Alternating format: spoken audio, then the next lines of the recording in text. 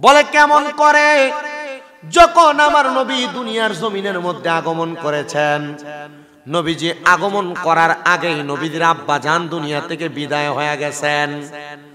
নবীজির আব্বাজান বিদায় হওয়ার পরে নবীজির আম্মাজানও নবীজিকে ছোট অবস্থায় রেখে দুনিয়া থেকে নবীজির আম্মাজান ইন্তেকাল করে বিদায় নিয়ে গেছেন।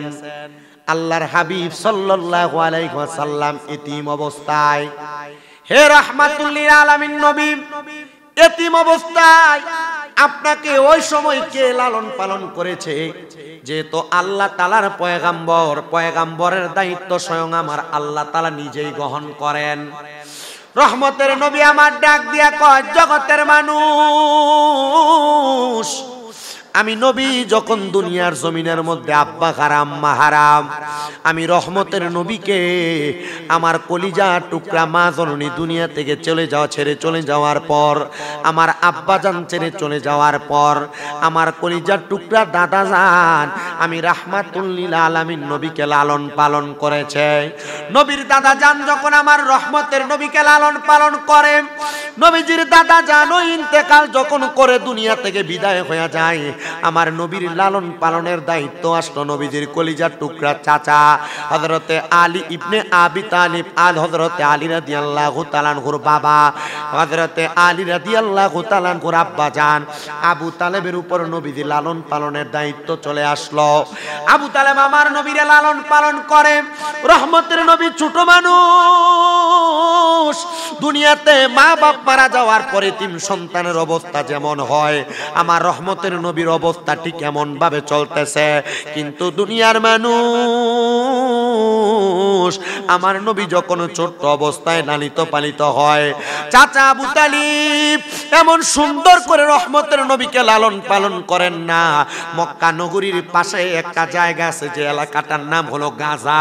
এই গাজা নামক এলাকা তাইকা এখনো যারা মক্কা মদিনা গেছেন হজ করার জন্য, আপনারা অনেকেই জানেন ওই গাজা এলাকার মধ্যে তাইকা গাড়ির মধ্যে বাসের মধ্যে কইরা বর্তমান যে আয়েশা মসজিদ ইহরাম বাঁধার জন্য যেই জায়গা, সেই জায়গায় যাওয়া লাগে।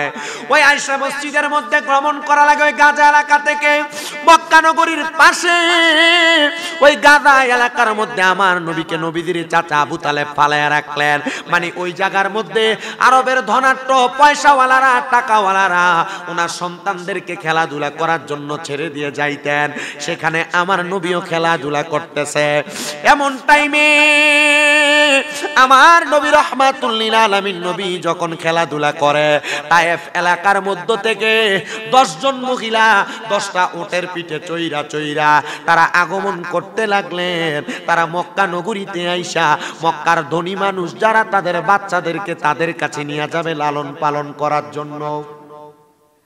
মক্কা নগরীতে একটা রুসুম ছিল নবীজির জামানায়। রুসুমটা হচ্ছে, যখন কোনো ছোট ছোট বাচ্চা থাকতো, তায়েফ এলাকার বিভিন্ন এলাকার মহিলারা আইসা মক্কার ধনী মানুষদের বাচ্চাদের সন্তানদেরকে নিয়ে যাইতেন, তারা লালন পালন করতেন। আর এই লালন পালনের বিনিময় তাদেরকে কিছু অর্থ দেওয়া হইতো, তারা এই অর্থের বিনিময় বাচ্চাদেরকে লালন পালন করতেন। তো তায়েফ নগরী থেকে এবং তার পার্শ্ববর্তী নগরী থেকে 10 জন মহিলা একসাথে রওনা করছেন, মক্কা নগরীতে আসবে, ছোট ছোট বাচ্চাদেরকে নিয়ে যাবে, সেখানে লালন পালন করবে। এর মধ্যে একজন ছিলেন যিনি আম্মাজান আয়েশা হযরত আম্মাজান হালিমাতুস সাদিয়া রাদিয়াল্লাহু তাআলা আনহা, তিনি রওনা করলেন। কিন্তু তিনি যেই 10 জনের একজন হইছেন, এই 10 জন মহিলার ভিতরে আম্মাজান হালিমাতুস সাদিয়া যে উটের পিঠে করে আসতেছেন, এই উটটা ছিল একটু দুর্বল, এটা হাঁটতে পারতো না, খুব আস্তে আস্তে হাঁটতেন। আম্মাজান হালিমাতুস সাদিয়া চিন্তা করলেন, এরা 9 জন তো আমার আগে চলে যাবে, আমি এই উটের পিঠে করে আস্তে আস্তে যাওয়া লাগবে। আম্মাজান হালিমাতুস সাদিয়া বলেন, আমি আমার উটটার পিঠে উইটা আস্তে আস্তে করে যাচ্ছি, আর বাকি 9 জন আমার আগে আগে মক্কা নগরীতে যে পৌঁছে গেছেন। তারা পৌঁছে আমি অর্ধেক পথে দেখলাম তারা ছোট ছোট বাচ্চাদেরকে নিয়ে মক্কা নগরীর ধনী ব্যক্তিদের মাল সম্পদ নিয়ে তারা আবার তায়েফ এলাকার দিকে ফিরে আসতেছেন। আমি হালিমাতুস সাদিয়া মক্কায় পৌঁছাইতে সন্ধ্যার ওয়াক্ত হয়ে গেছে। আমি সন্ধ্যার ওয়াক্তে যায় দেখলাম মক্কা নগরীর গাজা অঞ্চলের মধ্যে ছোট ছোট আর একটা বাচ্চাও নাই, তবে একটা বাচ্চা বইসা আছেন, যেই বাচ্চাটার চেহারাটা দেখতে বড় সুন্দর, দেখতে বড় মায়াবী।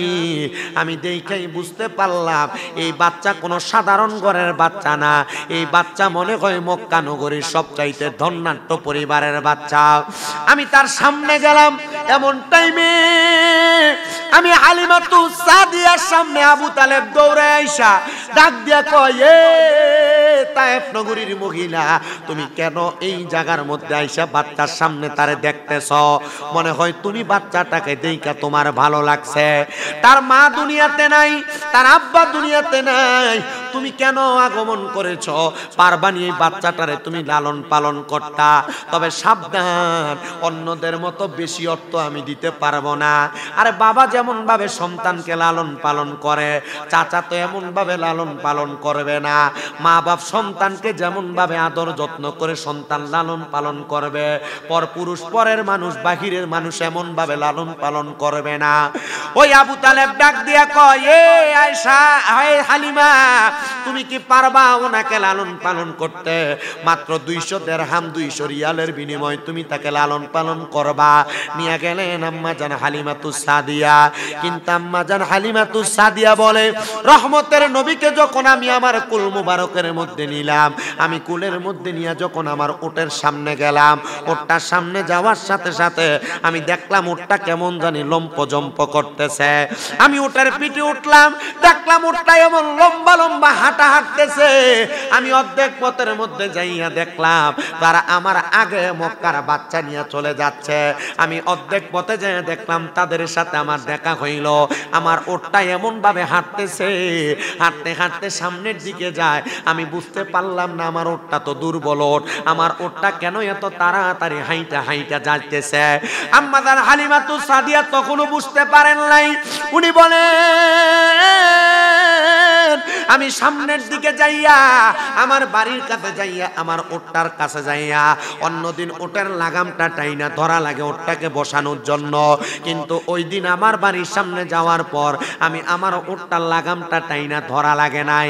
বলে কেন ধরা লাগে নাই? আমি জানতাম না আমার কোলের মধ্যে যে রহমতের নবী অবস্থানরত। আমি হালিমাতুস সাদিয়া দেখলাম উটটা নিজে নিজে নিচে বসে গেছে। এবার উটটা বসার পর আমি নিচ থেকে নামলাম। নামার পর আমি হালিমাতুস সাদিয়া লক্ষ্য করে দেখলাম আমার কলিজার টুকরা সন্তান মুহাম্মাদুর রাসূলুল্লাহর অবস্থাটা কেমন জানি। আমি এবার মক্কা নগরী থেকে আসার পর তার জন্য খাবারের ব্যবস্থা করব। আমার কাছে অন্য কোনো খাবারের ব্যবস্থা নাই, তবে আমার বাড়িতে ছোট ছোট 2টা মাদনা বাচ্চা ছিল, যে বাচ্চাগুলা ছিল বকরি। আমি বকরিগুলার পাশে যাইব বকরিগুলা দহন করার জন্য। রহমতের নবীকে আমি হালিমাতুস সাদিয়ার ঘরের বারান্দার মধ্যে বসে দিয়ে আসছি। আপনাদের দুয়ার বরকতে গত 3 মাস আগে আমি হালিমাতুস সাদিয়া মায়েরা বাড়ির মধ্যে যাইয়া আমি পুরাটা বাড়ির আশেপাশ গুইরা দেখছি। হালিমাতুস সাদিয়া মা জননীর যেই বাড়িটা আছে ওই বাড়িটার মাটিগুলো আমি আমার হাত দিয়া ধরে ধরে আমি আমার মুখের মধ্যে মাখছি। কেন জানেন? কারণ আমি চিন্তা করছি রহমতের নবী তো মা হালিমাতুস সাদিয়ার বাড়িতে ঘোরাফেরা করেছে, রহমতের নবী তো লালন পালন করেছে। কোন জায়গায় জানি রহমতের নবীর কদম মোবারক লাগছে, আর ওই কদম মোবারকের ধুলাবালি আমি আমার গায়ের মধ্যে লাগাইতে পারলে আমার ইন্তেকালের পরে আমার আল্লাহ তাআলা আমি বান্দার জীবনের গুনাহগুলা মাফ করবে। আর আমার এই দেহটার মধ্যে রহমতের নবীর কদমের ধুলা লাগার কারণে আমার আল্লাহ তাআলা হয়তো আমার জাহান্নামে দিবে না। জবান খুলে জোরে জোরে বলেন সুবহানাল্লাহ। আল্লাহুম্মা সাল্লি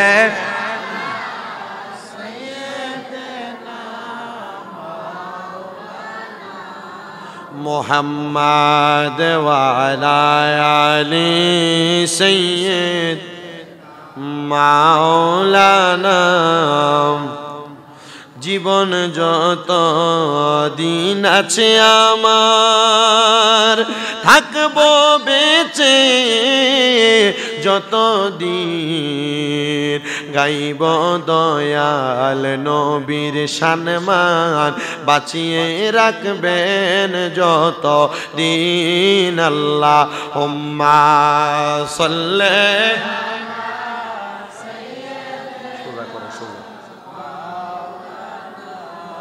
মুহাম্মাদ ওয়া আলা আলি সাইয়্যিদিনা মোরা যদি ডানাওয়ালা পাখি হতাম ওই মদিনা দেখার লাগি ওরে যাইতাম মোরা যদি ডানাওয়ালা পাখি হতাম ওই মদিনা দেখার লাগি ওরে যাইতাম হৃদয় ভরে দেখতাম আমি নয়ন ভরে দেখতাম আমি হৃদয় ভরে দো জাহানের বাদশাহ নবী কামলিওয়ালা রে দো জাহানের বাদশাহ নবী কামলিওয়ালা রে আমার মনের ঘরেতে রেখেছি যারে আমার মনের ঘরেতে রেখেছি যারে দো জাহানের বাদশাহ নবী এ জোরে দো জাহানের বাদশাহ নবী আদি পিতা আদম যখন মুসিবতে পড়ে মোদের নবীর ওসিলাতে আল্লাহ কবুল করে আদি পিতা আদম যখন মুসিবতে এ মোদের নবীর ওসিলাতে আল্লাহ কবুল করে সাখারাতের বিছানাতে দেখা দিও রে দো জাহানের বাদশাহ নবী রে বাদশাহ নবী কামলিওয়ালা রে আমার মনের ঘরেতে রেখেছি যারে আমার মনের ঘরে রেখেছি যারে দো জাহানের এ দুনিয়ার মুসলমান আম্মা জান হালিমাতুস সাদিয়া বলে জগতের মানুষ আমি আমার নবীকে আমার ঘরের বারান্দাতে বসাইয়া শুয়াইয়া আমি হালিমাতুস সাদিয়া যায় দেখলাম আমার মাদনা যেই বাচ্চাটা আর যেই বাচ্চাটা ঘরের মধ্যে বাচ্চা দেওয়া যেই ছাগলটা আছে বকরিটা আছে আমি দেখলাম সেটার মধ্য থেকে দুধ দহন করা যায় কিনা সকালবেলা আমি দেখলাম দুধ দহন করা যায় না কিন্তু আমি আমার নবীকে আমার ঘরের বারান্দার মধ্যে শোয়া দিয়া যখন আমি ছাগলের বকরির খামারে গেলাম আমি যায়া দেখলাম বকরির বাটগুলা দুধের মধ্যে ভরপুর হয়ে রইছে আমি যা দুগ্ধ দহন করলাম আমি আইসা আমার নবীজির সামনে ওই দুধগুলা গরম করে আমার নবীকে বক্ষণ করাইব নবীজির সামনে বসলাম এমন টাইমে আমি দেখলাম আসমানের দিকে তাকায়া আসমানের একটা তারা ডান দিক থেকে বাম দিকে যাইতেছে বাম দিক থেকে ডান দিকে যাইতেছে সামনে থেকে পেছনে যাইতেছে পেছন থেকে সামনের দিকে যাইতেছে আমি হালিমাতুস সাদিয়া সেটা বুঝতে পারলাম না আমি রহমাতুল লিল আলামিন নবীর দিকে তাকাইলাম আমি তাকায়া শুধু দেখলাম আমার নবীজির ডান হাতের শাহাদাত আঙ্গুলটা ডাইনে বামে সামনে পেছনে নাড়াচাড়া করতেছে আমি হালিমাতুস সাদিয়া আবার তাকাইলাম আমার নবীজির দিকে দেখলাম আমার নবীজির ডান হাতের শাহাদাত আঙ্গুলটা নাড়াচাড়া করতেছে আমি আমার নবীজির দিকে তাকায়া বুঝতে পারলাম না আমি আমার নবীজির মুখের মধ্যে শুধু দুগ্ধটা দিতেছি নবী পান করতেছে আমি এমন অবস্থা দেইকা নবীজির দুগ্ধ কানা বন্ধ কইরা আমি এবার আমার নবীজির দিকে বারবার তাকাইতে লাগলাম এবার যখন দেখলাম নবীজির আঙ্গুল মোবারক নাড়তেছে আমি একবার আসমানের দিকে তাকাই আরেকবার রহমতের নবীর হাত মোবারকের দিকে তাকাই আমি আবার তাকায়া দেখলাম নবীজির হাত মোবারকের আঙ্গুল মোবারক যেই দিকে নড়াচড়া করতেছে, আসমানের তারকাগুলা সেই দিকে নড়াচড়া করতেছে। আমি বুঝতে পারলাম রে জগতের মানুষ, রহমতের নবী, নবীর হাত মুবারক দিয়ে খেলাধুলা করে আর আসমানের তারকাগুলা নবীর আঙ্গুলের ইশারাতে নড়াচড়া করে। তার মানে বোঝা যায় রহমতের নবীর এমন পাওয়ার দিয়েছেন একজন, জোরে বলেন তিনি কে? আম্মা জান হালিমাতুস সাদিয়া বলে, আমি আমার মুহাম্মাদুর রাসূলুল্লাহ সাল্লাল্লাহু আলাইহি ওয়াসাল্লামকে আমার বুকের দুগ্ধগুলা পান করাইতাম।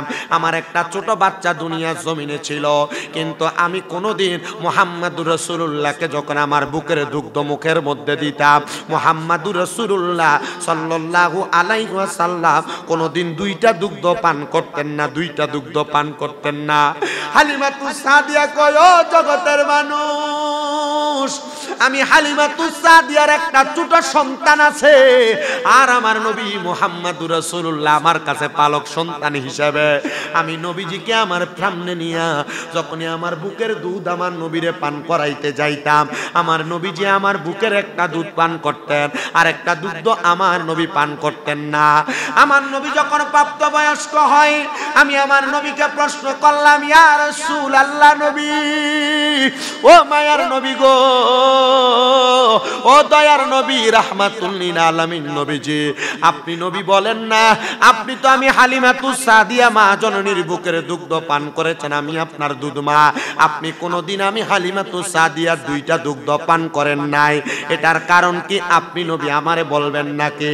নবী আমার ডাক দিয়া কয়, মা, ও মা হালিমাতুস সাদিয়া, আমি কেন দুইটা দুগ্ধ পান করি নাই জানেননি গো মা? আপনার গর্ভ থেকে একটা সন্তান দুনিয়াতে আগমন করেছে, আর আমার আল্লাহ তাআলা আমি নবীকে ইনসাফ প্রতিষ্ঠা করার জন্য পাঠাইছেন। আমি নবী যদি দুইটা দুগ্ধ পান করি, আমার দুধ ভাই আরেকটা দুগ্ধ থেকে দুধ পাবে না, এই জন্য আমি নবী একটা দুধ পান করতাম আর একটা দুগ্ধ আমার দুধ ভাইয়ের জন্য রাইখা দিতাম। জোরে জোরে বলেন সুবহানাল্লাহ। আম্মা জান হালিমাতুস সাদিয়া কয়, শুধু এইটা না রে, রহমতের নবী যখন ছোট অবস্থায় আমার বাড়িতে, আমার বাড়ির পাশে খেলাধুলা করতেন, আমার কলিজার টুকরা সন্তান, ওই সন্তান একদিন দৌড়ে আমি হালিমাতুস সাদিয়ার কাছে আইসা বলে, আম্মা জান, আপনি একটু তাড়াতাড়ি ঘরের পেছনে যায় দেখেন না, আমাদের ভাই হযরতে মুহাম্মাদুর রাসূলুল্লাহ সাল্লাল্লাহু আলাইহি ওয়াসাল্লাম কেমন জানি করতেছে। বলে হালিমাতুস সাদিয়া বলেন, এ সন্তান কেমন করতেছে, এই বর্ণনাটা জিজ্ঞাসা করার পর বলতেছে, আমি তাকে দেখলাম আসমানের উপর থেকে কি যেন নিচের দিকে নামতেছে, আর মুহাম্মাদুর রাসূলুল্লাহ বুক বরাবর একবারে নাভি পর্যন্ত বুকটারে ফাঁকা করে ফেলছেন, আর মুহাম্মাদুর রাসূলুল্লাহ বুকের মধ্যে তারা যেন তাদের হাতগুলো বুলিয়ে দিতেছে। আম্মা জান হালিমাতুস সাদিয়া ডাক দিয়ে কয়, আমি দৌড়ে যখন সামনে গেলাম, আমি যা দেখলাম মুহাম্মাদুর রাসূলুল্লাহ আগের মতো খেলাধুলা করতেছে। যখন আমার নবী প্রাপ্তবয়স্ক, হালিমাতুস সাদিয়া ডাক দিয়া কয়, নবী আপনি তো আল্লাহ তাআলার পয়গম্বর, আপনার এমন অবস্থা হয়েছিল ছোটবেলায়, আপনি কি একবার বলবেন নাকি কেমন এমন অবস্থা হয়েছে? আমার নবী ডাক দিয়া কয়, মা, আমার এমন অবস্থা দুনিয়ার কোনো মানুষ করে নাই, এমন অবস্থা স্বয়ং রব্বুল আলামিন রহমতের ফেরেশতাদেরকে দিয়া করাইছেন। বলে কারণ কি? বলে রহমতের ফেরেশতারা আমি নবীজির বুক মুবারক ফাইরা, আমি নবীর বুকের মধ্য থেকে সিনা চাক করছে, মানে বুকের মধ্য থেকে পাঙ্কুলতা দূর করে নাই, অপবিত্রতা দূর করে নাই। আমার আল্লাহ তাআলা আমার নবীজির সিনা মুবারক পাইরা সিনা মুবারকের মধ্যে হিকমত প্রদান করে দিয়েছেন। জোরে বলেন সুবহানাল্লাহ। হালিমাতুস সাদিয়া ডাক দিয়া কয়, ও জগতের মানুষ, আমি যত শিশু মুহাম্মাদুর রাসূলুল্লাহরে দেখি, আমি হালিমাতুস সাদিয়া তত অবাক হইয়া যায়। হযরতে কাব বিন আহবাব রাদিয়াল্লাহু তাআলা আনহু থেকে হাদিস বর্ণনা, তিনি বলতেছেন, আমি কাব বিন আহবাব যখন আমার বাগানের মধ্যে চলাফেরা করতাম, আমার বাগানের মধ্যে আমি আঙ্গুর রোপণ করেছি। ওই মক্কা নগরীর মধ্যে 44 ডিগ্রি গরম থাকে, আর তায়েফ এলাকার মধ্যে মাত্র 23 ডিগ্রি 20 ডিগ্রি মাত্র গরম থাকে। এটার কারণ হইল রহমতের নবীজি ওই তায়েফ এলাকার মধ্যে ছোটবেলায় বড় হইছেন। আমার আল্লাহ তাআলা রহমতের নবীর উসিলায় ওই তায়েফ এলাকাকে ঠান্ডা ববি বানায় দিছে। জোরে কোন সুবহানাল্লাহ। কাব বিন আহবাব বলে, হালিমা হালিমাতুস সাদিয়া একদিন আমার বাড়ির সামনে দিয়া হযরত আব্দুল্লাহ ইবনে আব্বাসের বাড়ির দিকে যাইতেছিল। যখন বাড়ির দিকে যাইতেছিল এমন টাইমে মুহাম্মদুর রাসূলুল্লাহকে নিয়া আমার হযরতে হালিমাতুস সাদিয়া আমি কাব বিন আহবাবের বাড়ির সামনে একটু বসতেন। আর মুহাম্মদুর রাসূলুল্লাহ ছোট মানুষ, আমার হযরতে হালিমাতুস সাদিয়ার কোল থেকে নাইমা মুহাম্মদুর রাসূলুল্লাহ হাঁটতে হাঁটতে আমি কাব বিন আহবাবের খেজুরে আমার কাব বিন আহবাবের আঙ্গুর ফলের বাগানের মধ্যে প্রবেশ করে ফেলেছে। আমি এইটা দেইখা, এত ছোট্ট বাচ্চা, এত সুন্দর, মক্কা নগরীর কুরাইশ বংশের মানুষ, আমি দেইখা ওনার সামনে গেলাম। আমি কাব বিন আহবাবের বাগানের যেই আঙ্গুরগুলা, এই আঙ্গুরগুলা খাইতে টক লাগতো, টক। আমি মুহাম্মদুর রাসূলুল্লাহর সামনে গেলাম, আমি দেখলাম উনি ওনার হাত মুবারক দ্বারা ছিঁড়া ছিঁড়া মুখের মধ্যে আঙ্গুর দিতেছে। আমি চিন্তা করলাম, কিরে এই আমার আঙ্গুর ফলের বাগানের আঙ্গুরগুলো এত টক, আমরা খাইতে পারি না, কিন্তু এত ছোট বাচ্চা কুরাইশ বংশের মানুষ, উনি যে মুখের মধ্যে নিয়া এগুলা ভক্ষণ করতেছে। এবার আমি কাব বিন আহবাব আমার হাত দিয়া এখান থেকে একটা আঙ্গুর নিয়ে মুখে দিলাম। আমি দেখলাম আগে সকালবেলা আমার ক্ষেতের আঙ্গুরগুলা ছিল টক টাইপের, কিন্তু এই বাচ্চা মুখে দেওয়ার পর থেকে আমি দেখলাম আমার বাগানের সকল আঙ্গুরগুলো একবারে মিষ্টি পাওয়া যাইতেছে। আমি বুঝলাম এটা অন্য কোনো কারণ না রে, কারণ না, এটার কারণ হইল রহমতের নবী আল্লাহর পয়গম্বর মা হালিমাতুস সাদিয়ার দুধ সন্তান, উনি এই বাগানের মধ্যে প্রবেশ কইরা বাগানের আঙ্গুরগুলা মুখে দিছে। উনি কষ্ট পাবে টক যদি লাগে, এই জন্য আমার আল্লাহ তাআলা নবীর হাত মুবারকের বরকতে পুরা বাগানের আঙ্গুরগুলাকে মিষ্টি বানায়া দিছে। এখনো পর্যন্ত কাব বিন আহবাবের বাড়িতে ঢুকলে আমি বললাম তো অল্প কিছুদিন হয় আমি কাব বিন আহবাবের বাড়ির মধ্যে যে মসজিদ, সেখানে 2 রাকাত নামাজ পড়ছি। আমি ওনার বাড়ির সামনে দিয়া সামনে গেলে একটা 3 ফলের গাছ দেখা যায়, আবার পাশেই বড় বড় কত সুন্দর ক্ষেত ফসলাদি দেখা যায়। মক্কা নগরীর বেশিরভাগ জায়গার মধ্যে ফসল করা যায় না, কিন্তু এই তায়েফ এলাকার মধ্যে সবুজ শ্যামল ফসল করা যায়। এটার একমাত্র কারণ আমার রহমতের নবীজি ছোটবেলায় ওই তায়েফ এলাকার মধ্যে লালন পালন হয়েছে। আমার নবীর কদম মুবারক লেগেছে, রহমতের নবী যেন কষ্ট না পায়, আমার আল্লাহ তাআলা ওই তায়েফ এলাকাকে শীতল করে দিয়েছে। বলেন সুবহানাল্লাহ। হায়রে আমার দরিবা সানিয়ার বাবা, এ দরিবা সানিয়ার বাবা, মনোযোগ দিয়ে বয়ানটা শ্রবণ করার চেষ্টা করেন। আমার নবী বড় নবুয়ত প্রাপ্ত নবী, আমার মক্কা নগরীর মধ্যে বৈশা বৈশা সাহাবায়ে কেরামের কাছে ইসলামের দাওয়াত প্রচার করতেন, আল্লাহর বাণীগুলা বলতেন। তো আমার রহমতের নবী যখন ইসলাম প্রচার কইরা আল্লাহর বাণীগুলা প্রচার প্রসার করতেন, আমার রহমতের নবী প্রচার করতে যাইয়া নবী একদিন সাহাবায়ে কেরামকে নিয়ে মক্কা নগরীতে বসে আছে। বর্তমান যে বাদশাল ফাহাদ গেট আছে, ওই গেটের বরাবর আমার নবীজি মক্কা নগরীর একবার মক্কার পার্শ্ববর্তী জায়গায় বৈশা বয়ান করতেছেন। এমন টাইমে আমার নবীজি যখন সাহাবায়ে কেরামকে নিয়ে বসা, আমার নবী হঠাৎ করে দাঁড়ায়া গেলেন। আমার নবী দাঁড়ায়া নবীজির ঘাড় মুবারক নাইকা নবীজির চাদর মুবারকটা নিয়া আমার নবীজি ওই ধুলাবালির মধ্যে বিছায়া দিছেন। সাহাবায়ে কেরাম আমার নবীর দেখা দেইকা তারাও দাঁড়ায়া গেছেন। তারা দাঁড়ায়া আমার নবীজির সামনে দেখলেন নবীর চাদর মুবারকটা কেমন করে বিছায়া দিতেছেন। এবার আমার নবীর সামনে হাইটা হাইটা লাঠি বট দিয়া দিয়ে একটা বুড়া মহিলা আগমন করছেন। আমার রহমতের নবীজি, কামলিওয়ালা নবীজির চাদর মুবারকের উপর কিছুক্ষণ বসলেন, আর আমার নবীজির চাদর মুবারক দিয়া আমার নবীজি ওই মহিলাটার মুখটাকে মুইসা দিলেন। যখন ওই মহিলা চইলা যায়, সাহাবায়ে কেরাম প্রশ্ন করিয়া, রাসূলুল্লাহ, ইনি তো হালিমাতুস সাদিয়া, মক্কা নগরী এবং তায়েফ এলাকার সবচাইতে বয়োজ্যেষ্ঠ মহিলা। আপনি নবীর চাদর মুবারকের জন্য আমরা বড় পাগল পারা, আর আপনি নবী চাদর মুবারক ওনার জন্য বিছিয়ে দিলেন। নবী আমার চোখ মুবারকের পানিগুলা ছেড়ে দিয়ে কান্দে। এ সাহাবায়ে কেরাম শুনো, আমি নবী দুনিয়ার জমিনের মধ্যে জন্মগ্রহণ করার পর আমি আমার আব্বা জানকে দেখি নাই। আমি নবী দুনিয়ার জমিনের মধ্যে জন্মগ্রহণ করার 6 মাসের মাথায় আমার আম্মা জান দুনিয়া থেকে বিদায় হয়ে গেছে। আমি নবী এতিম, আমারে কে লালন পালন করবে? আমার দাদা আমারে লালন পালন করতেছে, আমার দাদা বিদায় হয়ে গেছে, আমার কলিজার টুকরা চাচা জান আমারে লালন পালন করেছে, কিন্তু আমার চাচা জান সুন্দর করে লালন পালন করতে পারে নাই। যেই মহিলাটা আগমন কইরা আমার চাদরের উপরে বসতে রে, সাহাবায়ে কেরাম উনি কেউ না রে, উনি হইল আমি নবীজির দুধ মা, তিনার নাম হইল হালিমাতুস সাদিয়া। ইয়া রাসূলুল্লাহ, ইয়া হাবিবাল্লাহ, নবী গো, এই হালিমাতুস সাদিয়া আপনার দুধ মা আপনার ছোটবেলায় শুধু দুধ পান করাইছে, আপনি আপনার দুধ মারে এত সম্মান করলেন। নবী গো, আপনার কাছে জানতে চাই, তাহলে আমরা যেই মা জন্ম দিছে আমরা ওই মারে কত সম্মান করব? যেই আম্মা আমরা রে বুকে পিঠে কইরা কুলে পিঠে কইরা মানুষ করছে গো, নবী আপনি যদি আপনার দুধবার জন্য আপনার চাদর মুবারক বিছিয়ে দিতে পারেন, তাহলে আমরা আমাদের নিজের আম্মার জন্য কত কষ্ট করব, পরিশ্রম করব।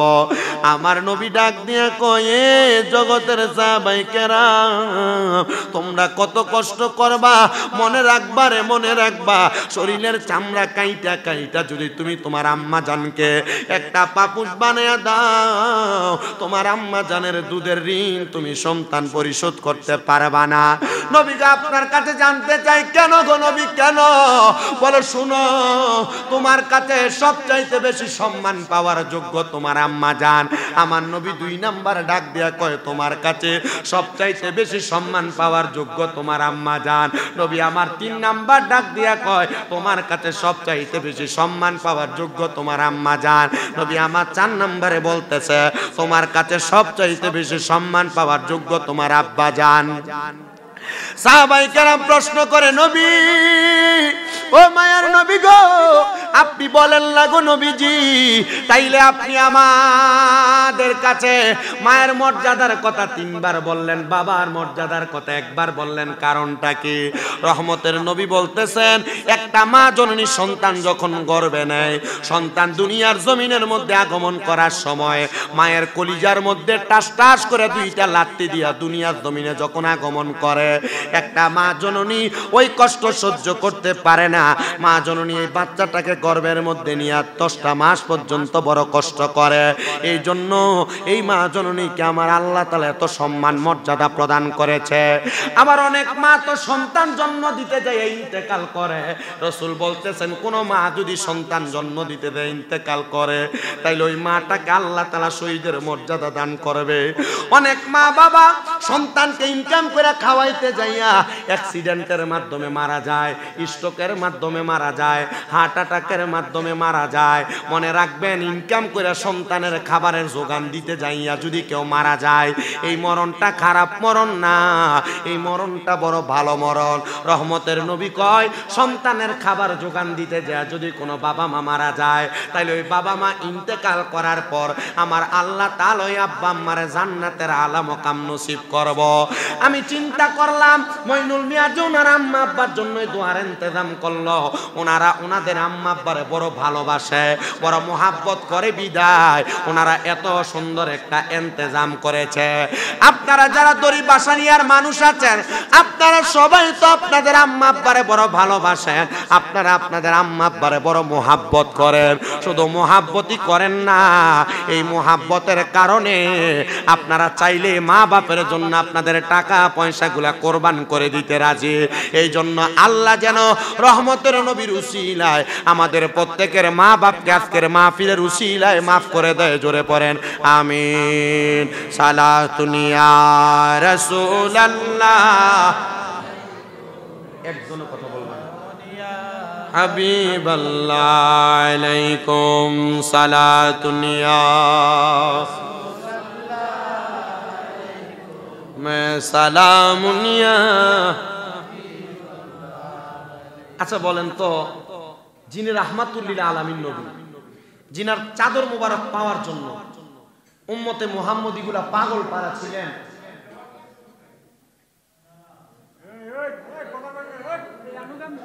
জিনার চাদর মুবারক পাওয়ার জন্য সাহাবায়ে কেরাম পাগল পারা ছিলেন, ওই নবীজির চাদর মুবারক যদি নবীজিকে যে মহিলা দুধ পান করাইছেন মা হালিমাতুস সাদিয়া রাদিয়াল্লাহু তাআলা আনহা, ওনার জন্য নবী চাদর মোবারক বিছিয়ে দিতে পারেন। আচ্ছা, নবীজি কি যারা যেই মা জননী এত কষ্ট করে জন্ম দিছেন, এই মায়ের জন্য চামড়া কাইটা জুতা বানিয়ে দিতে, এই কথাটা বলছেন যে এটা কি কত দামি কথা। এই জন্য তা আশিক বলছিলেন, মায়ের এক টান দুধের দাম কাটিয়া গায়ের চাম, মায়ের এক টান দুধের দাম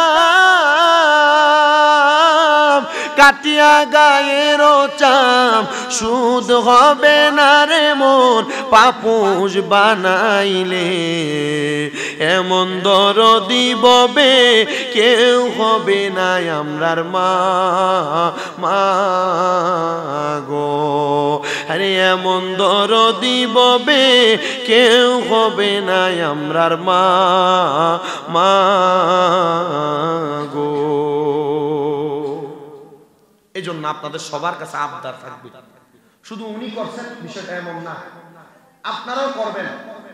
যেভাবে বড় করে করা লাগবে না, মাঝে মাঝে যখন আম্মা আব্বার কথা স্মরণ হবে, নিজেরা নিজেদের মাঝে প্রয়োজনে এলাকার পয়সাওয়ালারে না খাওয়াইলেন, গরিব দুঃখীদেরকে একটু দাওয়াত দিবেন, দিয়া মার মতো বাবার মতো মনে করে এদেরকে কিছু খাওয়াইবেন। কেন? ওই যে রাসূলে পাকের হাদিস, নবীজি বলছেন, ওয়া ইকরামু সাদিকিহিমা, তোমরা তোমাদের মা বাবার বয়সী যারা এদেরকে সম্মান করো, তাজিম করো। হযরত আব্দুল হক মুহাদ্দিস দেহলভী রাহমাতুল্লাহ আলাইহি বলছেন, বলে মা বাবার বয়সীদেরকে সম্মান করলে মা বাবার লাভ কি? মা বাবার লাভ হচ্ছে, কোন সন্তানের বাবা মারা গেছে, বাবার বয়সী এলাকায় কোন বৃদ্ধ বাবা আছে, বৃদ্ধ মানুষ আছেন, তাকে ধরে নিয়ে বাড়িতে এক লোকমা ভাত খাওয়া, তাকে ধরে নিয়ে আব্বার যে কিনা কাপড় পরাইতেন একটা কাপড় কিনা দেন, পাঞ্জাবি। আপনার মায়ের বয়সী কোনো মুরব্বী মহিলা আছে এলাকায়, তার বাড়িতে নেন, নিয়ে একবেলা ভাত খাওয়ান, মাঝে মাঝে মার মতো কইরা আদর যত্ন করে একটু ভালো ভালো খাবার খাওয়ান। কি লাভ হবে? আব্দুল হক মুহাদ্দিস দেহলভী রাহমাতুল্লাহ আলাইহি বলছেন, লাভ হবে এইটা যে সন্তান তোমার মা বাবার কবরে আল্লাহ তাআলা এই বৃদ্ধ মানুষটাকে তুমি সম্মান করার কারণে তোমার আব্বা আম্মার কবরে আল্লাহ তাআলা এই সম্মানের একটা জায়গা করে দিবেন। শুধু সম্মানের জায়গা করে দিবেন এখানেই শেষ না। নবীজি বলছেন, উম্মত, দুনিয়ার জমিনের ভিতরে আল্লাহ তাআলা মানুষকে আযাব গজব দেয়, আযাব গজব। এই যে করোনা ভাইরাস আইছে না, আপনারা যারা বয়স্ক মানুষ আছেন, দাড়ি পাকা, আপনারা কোন তো এই যে এবার করোনা, এই যে 21 সালে করোনা শুরু হওয়ার আগে করোনা ভাইরাসের নাম আপনারা শুনছিলেন এর আগে? কোন সময় শোনেন নাই? আমি আমার জন্মের পরে শুনি নাই। তার মানে এটা নতুন রোগ। করোনা ভাইরাসের পরে নতুন নতুন আরো 2-3টা রোগ আবিষ্কার হয়েছিল। এই রোগ মানুষকে পাকড়াও করছে। যে এখন যেভাবে বিভিন্ন এলাকায়, ধরেন কুমিল্লা বুড়িজং এলাকায় যেভাবে পানির কারণে মানুষ ডুবছে, এই এলাকায় তো পানি কখনোই ওঠে নাই, নতুন ভাবে আসছে। সিলেটের যে এলাকাগুলো পানিতে ডুবে যায়, এগুলো কখনোই পানিতে ডুবে নাই। অথবা মানুষ ঠাড়া পড়ে মারা যায়, ঠাড়া পড়ে মরে না, ঠাড়া পড়ে মারা যায়, আচমকা রোগ হয়ে মারা যায়। এগুলা কেন হয়? রাসূল সাল্লাল্লাহু আলাইহি সাল্লাম হযরত আলী ইবনে আবি তালিব রাদিয়াল্লাহু তাআলা আনহু থেকে হাদিস বর্ণনা, তিনি বলেন, যখন দেখবা উম্মতে মুহাম্মদীর মাঝে 15টা কাজ সংগঠিত হইতেছে, তখন বুঝবা যে উম্মতে মুহাম্মদীকে বিভিন্ন আযাব গজব দিয়ে আল্লাহ তাআলা ধ্বংস করবে।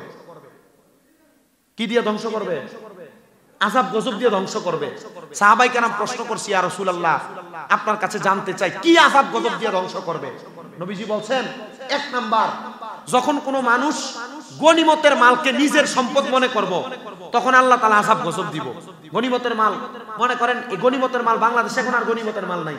যুদ্ধ অবস্থায় যুদ্ধ করার পর যে মাল ফেরত পাওয়া যায়, যুদ্ধ করার পর অপর পক্ষের যে মাল পাওয়া যায়, এটা গনিমতের মাল। কিন্তু বাংলাদেশে এখন আর গনিমতের মাল পাওয়া যায় না। তবে হ্যাঁ, মাল একটা আছে, বাইতুল মাল, যেটা হচ্ছে মনে করেন যে দেশের গরিব জনগণের সম্পদ, যেটা মেম্বাররা চেয়ারম্যানরা আনে আর কি, আইনে 20 কেজি করে পায়, ভাগে দেয় 15 কেজি করে। এই মালও যারা মাইরা খায়, এই যে আযাব গজব আসে, এগুলার কারণে আসে। 2 নাম্বার, যখন দেখবা আমানতের টাকা পয়সাকে কোনো মানুষ, আমানতের টাকা পয়সা আপনার কাছে 1000 টাকা রাখলো, 2000 টাকা রাখলো, আমানতের টাকা নিজের মনে করে খরচ করে লাগবে, নিজের মনে করে ভাঙ্গা ফেলবে, তখন তোমাদেরকে আযাব গজব পাকড়াও করে ধরবে। আমানতকে আর কি, বহুত মসজিদের সেক্রেটারি আছে, মসজিদের টাকা পয়সা যেমনে বাইন্দা নেয় জুমার দিন, পরে আবার এমনি ফেরত দেয়। আর বহুত আছে বাংতি নিয়ে বাজারে খরচ টরচ করে ফেরা নোট দেয় না। আমানত কোনটাকে বলে? যেমন আছে এটা আমি এভাবে দিলাম, এটা আমাকে আবার এইভাবে দেওয়া হবে, এটা আমানত। এটা কি? এটা মোবাইল, ঠিক যেমন আছে এমন দিছি, আমাকে এভাবে ফেরত দিবে, এটা আমানত। রাসূল বলছেন যখন দেখবা আমানতকে নিজের মনে করে খরচ করে ফেলতেছে, তখন তোমাদেরকে আযাব গজব পাকড়াও করবে। 3 নাম্বার, নবীজি বলছেন যখন দেখবা কোন স্বামী স্ত্রীর বাধ্য হয়ে চলে, কোন স্বামী স্ত্রীর বাধ্য হয়ে চলে, দেখবেন এমন অনেক পরিবার আছে জামাইয়ের কথা চলে না, জামাইয়ের কথা চলে না, বউ জামাই কথা বলতে লাগলে তুমি চুপ থাকো বলে ধমক দিয়ে বসায় দেয়। রাসূল বলছে যখন দেখবা কোন স্বামী স্ত্রীর বাধ্য হয়ে চলে, তখন তোমাদেরকে আযাব গজব পাকড়াও করবে। মা বোনরা, অনেকের স্তন ক্যান্সার হয়, দেখবেন অনেকের পিত্তে পাথর হয়, অনেকের বিভিন্ন কঠিন কঠিন রোগ দেখা দেয়। এটার কয়েকটা কারণের ভিতরে একটা কারণ তারা স্বামীর অবাধ্য, তারা স্বামী অবাধ্য। 4 নাম্বার কারণ, ইয়া রাসূলুল্লাহ কি? সন্তান মায়ের অবাধ্য হবে। কার অবাধ্য হবে? মায়ের অবাধ্য হবে। আপনার মা যে আপনার কোনো কিছুর জন্য বললো আর আপনি বলেন পারতাম না, এই যে একটা কথা বললেন, এই বাচ্চারা যারা আছেন আপনারা একটু মনোযোগ দিয়ে শোনেন, আপনারা যারা ছোট মানুষ আছেন, আপনার মা আপনাকে কোনো কিছুর জন্য বললো যে দোকান থেকে এটা আইনা দিন, আপনি যে বললেন পারতাম না। আপনারা যারা আছেন বয়স্ক মানুষ, আপনার বৃদ্ধ বাবা আপনাকে কোনো কিছুর কথা বললো, আপনি যে বললেন যে আপনি বোঝেন না, আপনি চুপ করে থাকেন, এমন যে বললেন, নবীজি বলছেন এমন এগুলার কারণে আযাব গজব তাদেরকে পাকড়াও করে। 5 নাম্বার, সন্তান বাবাকে সম্মান করবে না, বাবার কথাকে গুরুত্ব দিবে না, এমন অবস্থা হবে। যখন দেখবে এমন হয়, তখন তোমাদেরকে আযাব গজব পাকড়াও করবে। এরপর আরেকটা হচ্ছে, সন্তান তার মা বাবার চাইতে বন্ধু বান্ধবকে বেশি গুরুত্ব দিবে, বন্ধু বান্ধবকে বেশি সম্মান করবে, মা বাবাকে এতটা সম্মান করবে না, বন্ধু বান্ধবকে যতটা সম্মান করবে। রাসূল বলছে যখন দেখবে এগুলা হয়, তখন তোমাদেরকে আযাব গজব পাকড়াও করবে। নবীজি আর কি হবে আপনি বলেন না। রহমতের নবী বলছেন, উম্মতের দলেরা শোনো, দুনিয়ার জমিনের ভিতরে যখন দেখবা দুনিয়ার সন্তানের দলেরা চলাফেরা করতেছে, কিন্তু তাদের ইনকাম আছে, তারা স্বাবলম্বী, কিন্তু তাদের আম্মা আব্বা তাদের কাছ থেকে চাইয়ে চাইয়ে খাওয়া লাগে, তখন দেখবা তোমাদেরকে আযাব গজব পাকড়াও করে। এরপর যখন দেখবা এলাকার ভিতরে নতুন নতুন বাদ্যযন্ত্রের আবিষ্কার হয়, তখন মনে করবা আযাব গজব তোমাদেরকে পাকড়াও করে। যখন দেখবা গায়িকা, গানের শিল্পী মহিলা বেড়ে যাবে, তখন আযাব গজব তোমাদেরকে পাকড়াও করবে।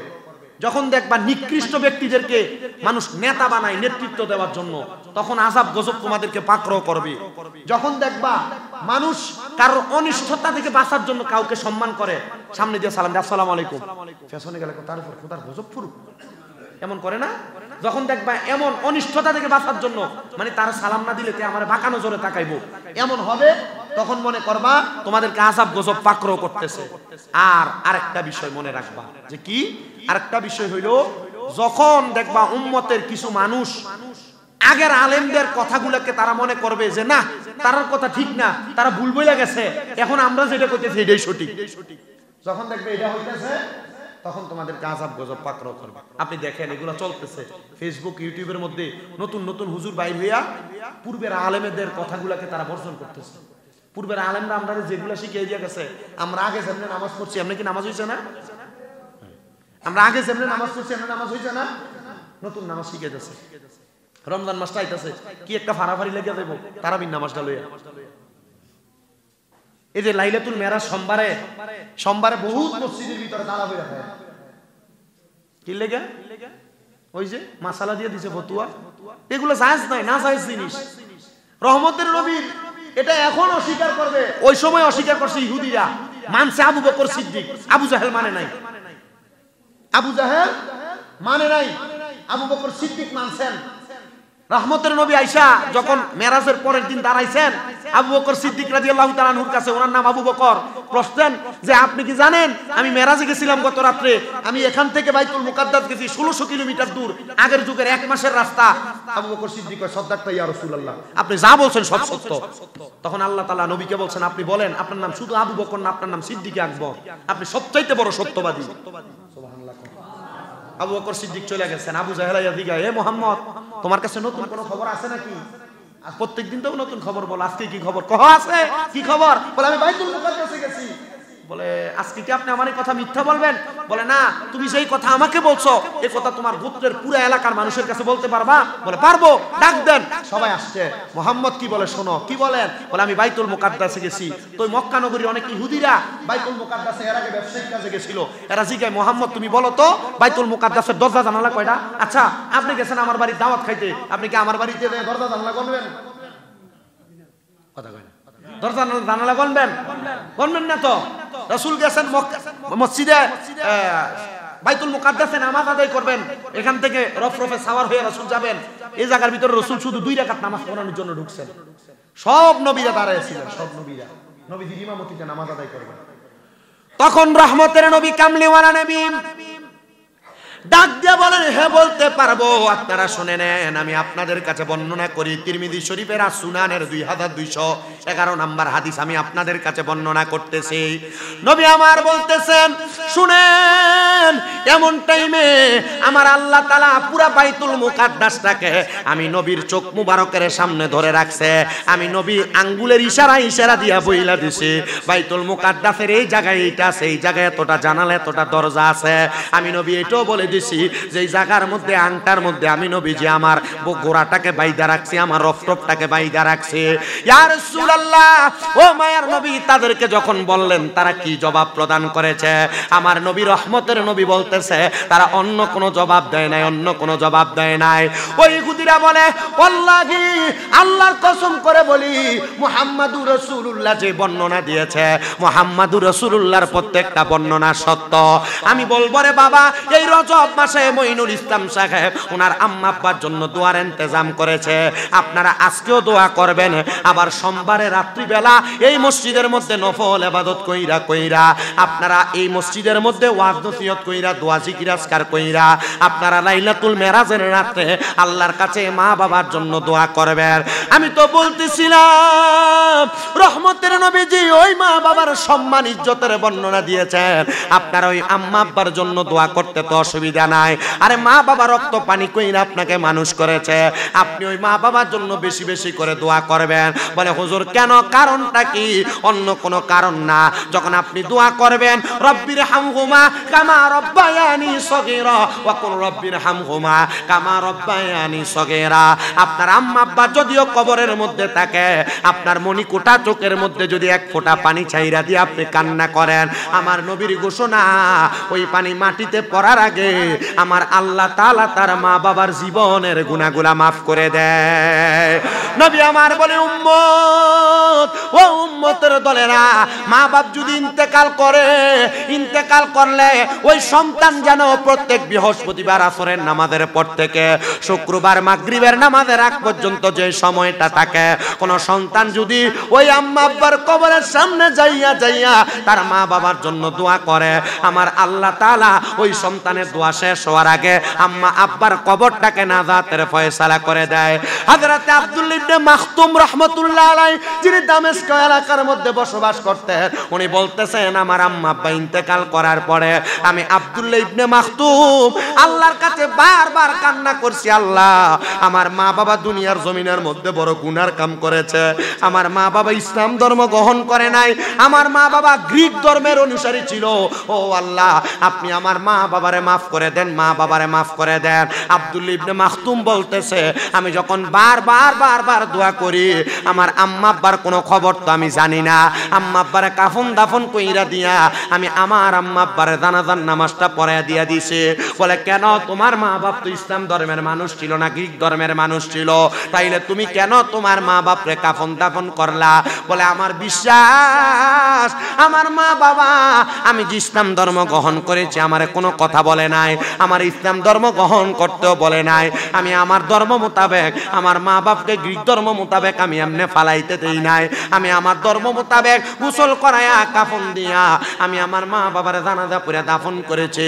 আমি বারবার আমার আল্লাহ তাআলার কাছে কান্না করেছি। আমি যখন কান্না করি আব্দুল্লাহ ইবনে মাখতুম বলে আমার কাছে আল্লাহর বলি হযরতে শাকিক বলকে আগমন করেছিলেন, ওই শাকিক বলকে আমার ডাক দিয়ে কয় মাখতুম আপনি কেন কান্না করেন? হুজুর আমার মা মারা গিয়েছে, আমার বাবা মারা গিয়েছে, আমার মা বাপ তো ইসলাম ধর্মের মানুষ ছিল না, আপনি জানেন, তাহলে বলেন না আমার আল্লাহ কি আমার মা বাপরে মাফ করবেন? হযরতে সাকিব বলকে ডাক দিয়া কয় আল্লাহ রহিম, আল্লাহ রহমান, আপনি চাইলে আমার আল্লাহ তাআলা মাফ করে দিবে। আপনার কাছে আমার করজোরে আবদার, আপনি আপনার মা বাবার জন্য বেশি করে দোয়া করেন। এবার আব্দুল ইবনে মাখতুম বলে আমি বারবার দোয়া করি, বারবার দোয়া করি। হঠাৎ করে একদিন রাত্রবেলা আমি মাখতুম ঘুমানোর পরে আমি স্বপ্নের মধ্যে দেখতেছি আমার মা বাবা ঘুমন্ত অবস্থায় আইসা আমি আব্দুল্লাহ ইবনে মাখতুমের মাথার মধ্যে হাত বুলিয়ে দিতেছে। আমি জিজ্ঞাসা করলাম মা কেন গো আপনারা আমার মাথার মধ্যে হাত বুলিয়ে দেন? বলে তোমার মতন এক সন্তান দুনিয়াতে আমরা রাইখে আসছে, আর এই সন্তান আমার জন্য দোয়া করছে, এই দোয়ার বরকতে গ্রিক ধর্মের মানুষকে আল্লাহ তাআলা সন্তানের দোয়ার বরকতে মাফ করে দিয়েছে। এই জন্য আমি তুমি সন্তানকে দেখার জন্য তোমার ঘরে চলে আসছি। এই সন্তানের দল আপনাদের সবার কাছে আমার আবদার থাকবে, আম্মা আব্বা কবরে যাক আর না যাক, আম্মা আব্বা বেঁচে থাকলে যে সম্মান করবেন, মরার পরে কবরের কাছে যাইয়া আপনি সন্তান একবার হইলেও সাপ্তাহ দোয়া করে চলে আসবেন। কেন কেন কেন? আম্মা আব্বা বেঁচে থাকলে খানা খরচ যেটা আপনার লাগতো, আম্মা আব্বা বেঁচে থাকলে অসুস্থ থাকলে যে ওষুধ খরচটা লাগতো, এখন তো আপনার সেই খরচ লাগে না। আপনি সন্তান মা বাবার কবরের সামনে একটু সময় বাহির করে যাবেন, মনে রাখবেন এই সময়টা বাহির করে যখন আপনি মা বাবার কবরের সামনে যাবেন, আল্লাহ তাআলা আপনার দোয়ার বরকতে আপনার মা বাবার কবরে জান্নাতি খানা ফেনার ব্যবস্থা করবে। হায়রে আল্লাহ, যারা তাদের মা বাবার জন্য দোয়া করে আল্লাহ তুমি তাদেরকে উত্তম প্রতিদান উত্তম যাজা প্রদান করো। কিন্তু অনেক মানুষ ওই মা বাবা মারা যাওয়ার পরে খানার আয়োজন করে, কিন্তু মা বাপ দুনিয়ার জমিন থেকে ইন্তেকাল করার আগে মা বাপরে বালা করে চায় না, ওষুধ বড়ি খাওয়ায় না, ভালো একটা ফল ফ্রুট খাওয়ায় না। আপনাদের সবার কাছে আমার আবদার থাকবে মরার পরে 10 জন 40 জন 10,000 মানুষ না খাওয়ায়া আপনারা আপনাদের মা বাপ বাচ্চা থাকা অবস্থায় ভালো ভালো কইরা খাওয়াইবেন। আমি ধন্যবাদ জানাই মঈনুল ইসলাম সহ তার ভাইদেরকে। বলে হুজুর কিসের ধন্যবাদ? ধন্যবাদ হইল আজকে দোয়ার বরকতে আল্লাহ তাদেরকে মাফ করে দিবে। রবিন আমার কাছে মাঝে মাঝে বলতো হুজুর আমার আম্মু অসুস্থ, ডাক্তার দেখানো লাগে, এইদিকে সেই দিকে অনেক কিছু করা লাগে। আমি বলছি শুধু একদিন আলিপুরের মাহফিল শেষ কইরা বলছি তোমার মা বাপের খেদমত করবা, আমারে নিয়ে মাঝে মাঝে হাদিয়া হাতে গুজ্জা গুজ্জা দিত। আমি কইছি আমারে না দিয়া মা বাপরে খাওয়াইস, এমনও করছি মাঝে মাঝে। এটার কারণটা কি জানেন? এটার কারণ হইল সন্তান যখন মা বাপ বাচ্চা থাকতে আম্মা আব্বারে খাওয়াইব, মারা যাওয়ার পরে বেশি কিছু লাগবে না, দোয়া করলে আল্লাহ তাআলা মাফ করে দিবে। আল্লাহ যেন আজকের জান্নাতের বাগান মাহফিলের উসিলায় তাদের মা বাপকে মাফ করে দেয়। এবং আপনারা যারা মাহফিলে বসেছেন আপনাদের যাদের মা বাবা কবরে, আজকের মাহফিলের উসিলায় যেন আল্লাহ তাআলা আপনাদের মা বাবারেও মাফ করে দেয়। আর যাদের মা বাবা বেঁচে আছে আল্লাহ যেন হায়াতে বরকত দান করে, আম্মা আব্বা বেঁচে থাকলে খেদমত করার তৌফিক দান করে। আম্মা আব্বা না বললেও আম্মা আব্বার কাছে যাইয়া মা বাবার পাউডির একটু টিপ্পা দিবেন, আম্মা আব্বার কাছে যাইয়া আম্মা আব্বার কামগুলো আগে দিবেন। আমার তো বড় দুর্ভাগ্য মাহফিলে মাহফিলে ঘুরার কারণে এগুলা করতে পারি না। আপনারা যারা অবসর থাকেন মাঝে মাঝে সময় বাহির কইরা আপনারা আম্মা আব্বার প্রতি এমন সদাচরণ দেখাইবেন। তবু আমি মাঝে মাঝে চেষ্টা করি আমার আব্বুর সাথে একটু দুষ্টামি করে কথা বলতে। এটার কারণ হইল তারা যেন মনে না করে ফুতে বড় হয়ে গেছে গা, ফুতে আমরারে মানে না, ফুতে আমরারে বোঝে না, এমন চিন্তা যেন আপনাদের মা বাবার মনে না আসে। আপনাদের মা বাবার এমন ভাবে আপনি চালাইবেন, আমি আপনাদেরকে কি জ্ঞান দিব? আপনারা নিজেরাই বোঝেন। আবদার হইল এমন ভাবে চালাইবেন যেন আমার আল্লাহ খুশি হয়ে যায়। কারণ আমার আল্লাহ যদি খুশি হয় দুনিয়ার কোনো কিছু আপনার উপরে ওঠা আটকে রাখতে পারবে না। আর আমার আল্লাহর নবী বলতেছে এই আম্মা আব্বার খুশিতে আমার আল্লাহ তাআলা খুশি হয়ে যায়। এবার বলেন আল্লাহরে খুশি করার জন্য আগে নিজের ঘরে মা বাপরে খুশি করার দরকার আছে না না? আল্লাহ তাআলা আম্মা আব্বারে খুশি করার তৌফিক দান করুন। আম্মা আব্বার নেক নজর, নূরানি সোহবত আমাদের কলব আমাদের সিনাতে দান করুন। জোরে পড়েন আমিন। আল্লাহ আল্লাহুম্মা আমিন আল্লাহুম্মা আমিন। আলহামদুলিল্লাহি রাব্বিল আলামিন, আসসালাতু ওয়াসসালামু আলা রাসূলিহিল কারীম। ربنا ظلمنا أنفسنا وإن لم تغفر لنا وترحمنا لنكونن من الخاسرين। या इलाही रहम फरमा मुस्तफ़ा की वास्ते खुले दे दरवाजाए रहमत गादा की वास्ते তুমি তো অন্তর্যামী রে আল্লাহ ওই আমরা হইলাম ফানা আমরা সুখে কিনা দুঃখে ডাকি গো আল্লাহ যাই না কি জানো না রে আল্লাহ করো আল্লাহ জাগালয় তোমার মনে মাবুদ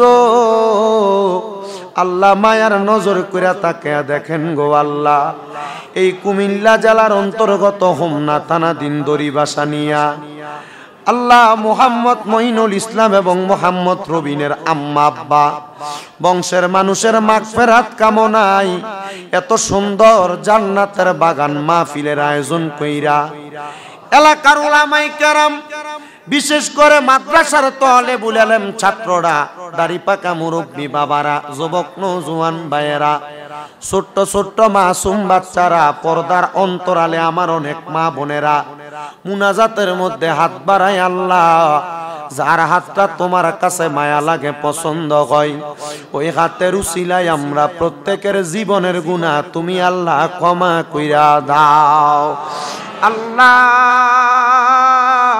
তুমি যদি আমরারে মাফ কইরা দাও আল্লাহ কারোর কাছে কোনো জবাবদিহিতা করা লাগবে না যদি রহমত দিয়া ভরপুর কইরা দাও আল্লাহ তোমার রহমতের কোনো কমতি হবে না রহিম রহমান নামটি তোমার আল্লাহ আছে আমরার জানা সেই নামেরু সিলাই গো গুনাহ করে দাও ক্ষমা মাবুদ আজকের মজলিসে কে জানি হাত বাড়াইছে কার জানি জগতের মধ্যে বাবা নাই যেই বাবা মাতার গামটা পায়ে ফালাইয়া আল্লাহ নিজের রক্তরে পানি বানাইয়া সন্তানরে মানুষের মতো মানুষ বানাইছে এমন আব্বা যাদের অন্ধকার কবরে রে আল্লাহ আব্বার কবর তুমি আল্লাহ জান্নাতের বাগান বানাইয়া দাও আল্লাহ কে জানি হাত বাড়াইছে কার জানি জগতের মধ্যে মা নাই যেই মা 10 মাস 10 দিন গর্ভে ধারণ কইরা সন্তানের প্রসব বেদনা সহ্য করতে বড় কষ্ট হইছে মা তবুও সন্তানটারে দুনিয়ার আলো দেখাইছে এমন মা যাদের কবরে আম্মার কবর জান্নাতের বাগান বানায়া দাও মনিব আল্লাহ যাদের মা বাপ দুইজন অন্ধকার কবরে আম্মা আব্বা দুইজনের কবর নাজাতের ফয়সালা কইরা দাও আল্লাহ বিশেষ করে মুহাম্মদ মঈনুল ইসলাম ভাইয়ের আম্মাও নাই আব্বাও নাই আম্মা আব্বা দুইজন অন্ধকার কবরে আম্মা আব্বা চইলা গেছে আল্লাহ যারা রে পালাইয়া তারারে রাই খাগো গেছে কান্দিবার লাগিয়া কত আদর করছে না মায়া আব্বা দুধ কলা খাওয়াইয়া এখন কেমনে শুইয়া গরইছেন কবরে যাইয়া আল্লাহ আজকের মুনাজাতের ভিতরে কুল ভাই বাবা কুল মা বল জানি গো তারার মা বাপরে মাটি দিয়া হাত বানাইছে গো আল্লাহ পবিত্র রজবুল মুকাররম মেরাজুন নবীর চাঁদের উসিলায় আম্মা আব্বার কবর নাজাতের ফয়সালা করে দাও যাদের মা বাবা বেঁচে আছে হায়াতে তৈয়বা নসিব করে দাও আম্মা আব্বার খেদমত করার তৌফিক দান করো আম্মা আব্বা অসুস্থ থাকলে শেফা দান করো বিশেষ করে প্রত্যেকের চাকরি বাকরি ব্যবসা বাণিজ্য কাজে কর্মে বক্র বরকত দান করো আল্লাহ আমরা গুনাহগার মানুষ তোমার দরবারে হাত বাড়াইলাম যারা পড়ালেখা পড়ালেখা করে বিদ্যা বুদ্ধি বাড়ায়া দাও, মানে সম্মান ইজ্জতে জিন্দেগি নসিব করে দাও। মইনুল ভাই সোনার বোনরা যারা যারা আছেন আল্লাহ পরিবারের সবার উপর তোমার কাত রহমত বরকত দান করো। এই দড়ি বাসানিয়ার প্রত্যেকটা মানুষের উপর তোমার কাত রহমত বরকত দান করে দাও। আল্লাহ এই এলাকার জমিনের মধ্যে শাহপুর দরবার কর্তৃক পরিচালিত আদবে মুস্তফা মাদ্রাসা, এই মাদ্রাসার মধ্যে অনেকে টাকা পয়সা দিয়া আজীবন সদস্য হয়েছেন, অনেকে মাদ্রাসার জন্য খেদমত করেন, মাহফিলের জন্য খেদমত করেন। আল্লাহ তাদেরকেও তুমি কবুল মঞ্জুর করে নাও। বিশেষ করে আগামী 7 ফেব্রুয়ারি ডক্টর আহমদ পেয়ারা বাগদাদি হুজুর কেবলার উরুস মোবারক, সবাইকে দলমত নির্বিশেষে যাইয়া উরুস মোবারক অংশীদার হওয়ার মতো তৌফিক দান করে দাও। আল্লাহ ওনারা যেমন ভাবে মা বাবার জন্য দোয়ার ইন্তজাম করেছে, বিশেষ করে আলিপুর মাদ্রাসাতেও কোরআন খতম করাইছে, এই মাদ্রাসার ছাত্ররাও আল্লাহ তাদের জন্য দোয়া করে। আল্লাহ দোয়ার বরকতে তাদের আম্মা আব্বারে তুমি কবুল মঞ্জুর করে নাও। আল্লাহ পর্দার অন্তরালের মা বোনেরা, এখানে যেই ভাই বাবারা বিদেশ করে এলাকার অনেক প্রবাসীরা বিদেশ থেকে দোয়া চায়, আল্লাহ তাদের খাস দোয়া তুমি কবুল মঞ্জুর করে নাও। সামনে 3 ফেব্রুয়ারির মাহফিলটা যেন এলাকার মুরব্বীরা যুবকরা মিলেমিশে সুন্দর করে সাজাইতে পারে, সেই তৌফিক তুমি তাদেরকে দান করে দাও। বিশেষ করে সফিউল্লাহ মাওলানা সাহেবের আম্মা জানো সুস্থ দোয়া চায়, আব্বা জানো বেঁচে আছেন, আল্লাহ তাদেরকে তুমি শেফা হাজেলা কামেলা নসিব করো। যাইদের আব্বা দোয়া চাই, কুয়েত থেকে দোয়া চাইছেন, উনি অসুস্থ মানুষ, আল্লাহ শেফা হাজেলা কামেলা নসিব করে তাদের পরিবারকে তুমি কবুল মঞ্জুর করে নাও। এই দড়ি বাসানিয়ার যত মানুষ আল্লাহ, এই মানুষ সহ সারা পৃথিবীর আনাচে কানাচে যত মুসলমান ইমানদার আছে, তাদেরকে তোমার কুদরতি হাতে হাওলা করে আমরা মরণের আগে আখিরি জবানে কামনা করি যেন কালাম হয় লা ইলাহা ইল্লাল্লাহু মুহাম্মাদুর রাসূলুল্লাহ সাল্লাল্লাহু আলাইহি ওয়াসাল্লাম।